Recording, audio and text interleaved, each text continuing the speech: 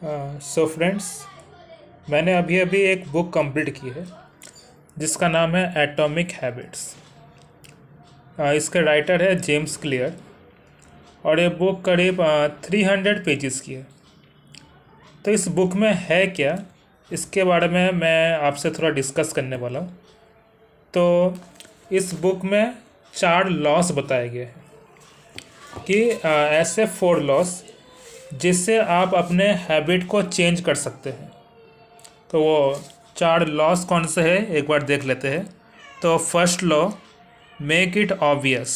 Second, make it attractive. Third, make it easy. And fourth, make it satisfying. यानी कि आप कैसे एक गुड हैबिट क्रिएट कर सकते हैं उसके विषय में यहाँ पर 4 लॉस बताए गए हैं। ओके, तो इनके बारे में थोड़ा जान लेते हैं कि सबसे पहले मेक इट ऑब्वियस।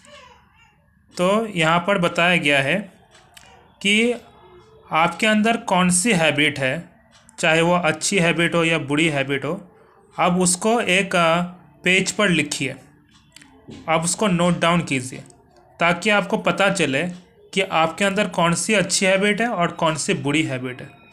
क्योंकि अगर आपको पता होगा कि अगर आप में कौन सी बुरी हैबिट है तभी आप उसको चेंज कर पाओगे। यदि आपको पता ही ना हो फिर आप उसको चेंज कैसे कर पाओगे। और यहाँ पर दूसरी बात बताई गई है कि यूज़ इम्प्लीमेंटेशन इंटेंशन। अब ये इम्प्लीमेंटेशन इंटेंशन क्या है कि जैसे कि यहाँ पर बताया गया है I will behaviour at time in location. मतलब आप कौन सा काम कौन से समय में किस जगह करने वाले हैं ये आप डिसाइड कीजिए।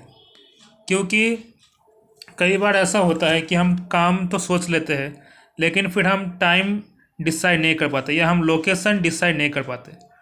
तो यहाँ पर यह बताया गया है कि आप प्रॉपर तरीके से सोचिए कि आप कौन सा काम किस समय और किस जगह करना चाहते हैं, तभी आप वो काम अच्छे से कर पाएंगे। फिर यहाँ पर 1.3 में बताया गया है use habit stacking. Habit stacking मतलब कि आप जो काम कर रहे हो उसके बाद आपको कौन सा काम करना है वो आप पहले से सोच लीजिए। जैसे कि अभी आप पढ़ाई कर रहे हो, फिर पढ़ाई करने के बाद आपको क्या करना है, या फिर आप अभी सो रहे हो फिर उठ कर आपको क्या करना है वो आप सोच लीजिए। इससे क्या है कि आपका टाइम वेस्ट नहीं होगा। फिर यहाँ पर 1.4 में बताया गया है design your environment, make the cues of good habits obvious and visible. यानी कि जो आप काम करना चाहते हो उस चीज़ को आप अपने आँखों के सामने रखिए। समझ रहे हो? जैसे कि अगर आप पढ़ाई करना चाहते हो तो आप बुक्स को ऐसी जगह रखिए जहाँ पर बार बार आपकी उस पर नज़र पड़े। या फिर आप समझ लीजिए आप हेल्दी बनना चाहते हो तो अगर आपके पास इक्विपमेंट्स है जैसे कि वेट लिफ्टिंग के या फिर कुछ भी ऐसे कसरत करने के कोई भी सामान हो तो उसको आप आँखों के सामने रखिए। तो यहाँ पर ये बताया गया है मेक इट ऑब्वियस। तो सेकंड लॉ पे आ जाते हैं मेक इट अट्रैक्टिव। यहाँ पर भी 2.1, 2 और 3 बताया गया है। तो यहाँ पर क्या बताया गया है ये जान लेते हैं। तो यहाँ बताया गया है use temptation bundling, pair an action you want to do with an action you need to do. Okay, तो इसका मतलब क्या है वो जान लेते हैं। तो यहाँ पर ये बताया गया है कि आप जो काम करना चाहते हो और जो काम आपको करना पड़ेगा, यानी कि जो आपकी वांट है और आपकी नीड है, मतलब जो काम करना आपको अच्छा लगता है और जो काम करना ज़रूरी है, उन दोनों को आप साथ में मिला दीजिए। जैसे कि फॉर एग्ज़ाम्पल कि आप कुछ खाना चाहते हो और आपको खाना पड़ेगा, तो ये बात सुनने में एक ही लगती है, लेकिन आप जो खाना तो ज़रूरी है, उसके बिना तो आपका काम नहीं चलेगा, लेकिन उसके साथ आप कुछ ऐसा ऐड कर सकते हो कि जो खाना आपको पसंद है, समझ रहे हो। और जैसे कि आपको पढ़ना पड़ेगा, आपके पास कोई ऑप्शन नहीं, आपको पढ़ना ही पड़ेगा, लेकिन आप कुछ ऐसा पढ़ सकते हो कि जो आप पढ़ना चाहते हो, जिसको पढ़ने में आप अच्छा महसूस करो। फिर यहाँ बताया गया है join a culture where you desired behaviour is the normal behaviour. मतलब आप ऐसे लोगों के बीच रहिए या फिर ऐसे ग्रुप को ज्वाइन कीजिए कि जहाँ आपका जो बिहेवियर है वो नॉर्मल हो। फॉर एग्ज़ाम्पल अगर आप यूपीएससी की तैयारी कर रहे हो तो आप ऐसे लोगों के साथ रहिए जो लोग यूपीएससी की तैयारी कर रहे हैं या फिर कोई और कॉम्पिटिटिव एग्ज़ाम्स की तैयारी कर रहे हैं। अगर आपका कोई बिजनेस है तो ऐसे लोगों के साथ रहिए जिनका बिजनेस माइंड है, समझ रहे हो। फिर create a motivation ritual, do something you enjoy immediately before a difficult habit. मतलब कोई भी काम अगर आपको मुश्किल लगता है तो उससे पहले आप कोई ऐसा काम कीजिए जो आप बहुत इन्जॉय करते हो। मतलब आपको पढ़ाई करना मुश्किल लगता हो तो पढ़ाई करने से पहले आप ऐसा कोई म्यूज़िक सुन सकते हो कि जो म्यूज़िक आपको बहुत अच्छा लगता हो। फिर यहाँ पर third law, make it easy. तो मेक इट ईजी में बताया गया reduce friction, decrease the number of steps between you and your good habits. यानी कि जो फ्रिक्शन है, जो रुकावट है, उसको आप कम से कम करने की कोशिश कीजिए। आपके और आपके गुड हैबिट में जो रुकावट है उसको कम कीजिए। फिर prime the environment, prepare your environment, make future actions easier. मतलब अपने एनवायरनमेंट को, अपने आसपास के माहौल को आप ऐसा बनाइए कि वो आपके जो हैबिट है उस पर मदद करे और आपका जो फ्यूचर है, जो आप फ्यूचर में जो आप स्टेप्स लेने वाले हो उसको हेल्प करे। फिर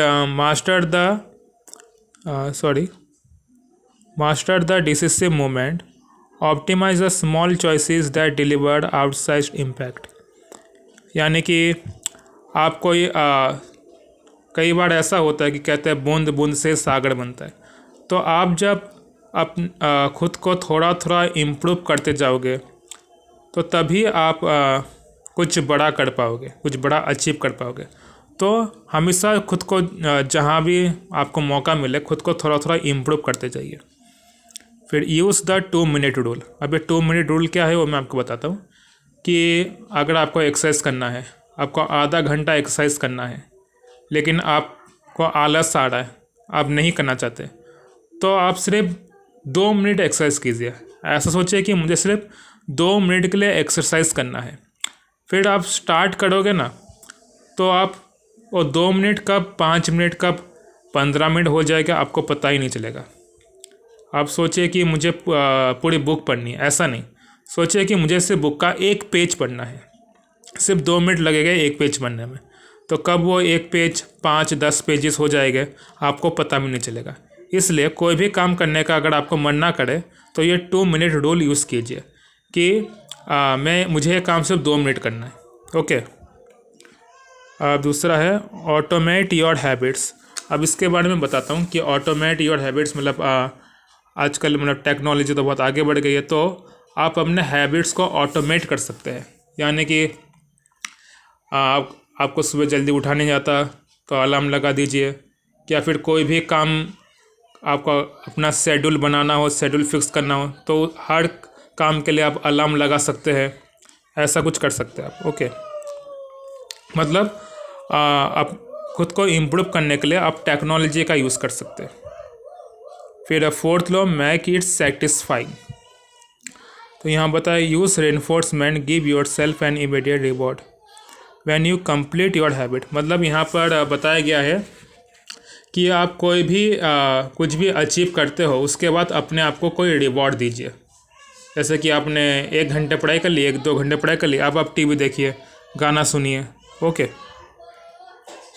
make doing nothing enjoyable. When you avoiding a bad habit, design a way to see the benefits.